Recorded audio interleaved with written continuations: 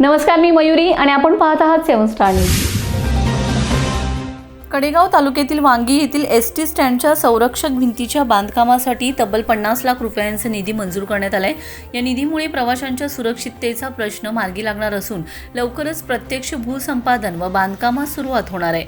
या कामासाठी मनसेच्या वतीने सातत्याने पाठपुरावा करण्यात आला होता। यासाठी मनसेने परिवहन मंत्र्यांकडे माजी आमदार बाळा नांदगावकर यांच्या मार्फत पत्रव्यवहार केले होते। या सततच्या पाठपुराव्याला अखेर यश आलं असून वांगी गावासाठी तब्बल 50 लाखांचा मोठा निधी उपलब्ध झालाय। वांगी गावातील एसटी स्टँड परिसरात संरक्षक भिंतीचा अभाव असल्याने पावसाळ्यात व इतर काळात अपघाताचा धोका निर्माण होत होता। याबाबत महाराष्ट्र नवनिर्माण सेनेने 2 वर्षांपासून सातत्याने पाठपुरावा करत संबंधित विभागाकडे निवेदन, पत्रव्यवहार तसेच वृत्तपत्रांच्या माध्यमातून हा प्रश्न प्रभावीपणे मांडला होता। अखेर या प्रयत्नांना यश आले असून एसटी महामंडळाने निधी मंजूर केलाय।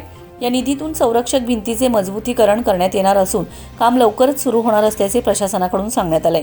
या निर्णयाबद्दल महाराष्ट्र नवनिर्माण सेनेच्या कडेगाव तालुक्याच्या वतीने समाधान व्यक्त करण्यात आले। यावेळी कडेगाव तालुका मनसे अध्यक्ष विशाल संजय शिंदे यांनी एसटी महामंडळाचे मनपूर्वक आभार मानले असून भविष्यातही प्रवासी व नागरिकांच्या प्रश्नांसाठी मनसे सातत्याने लढा देणार असल्याचे सांगितले। या निधीमुळे वांगी परिसरातील प्रवाशांना मोठा दिलासा मिळणार आहे। Bureau report 7 star news.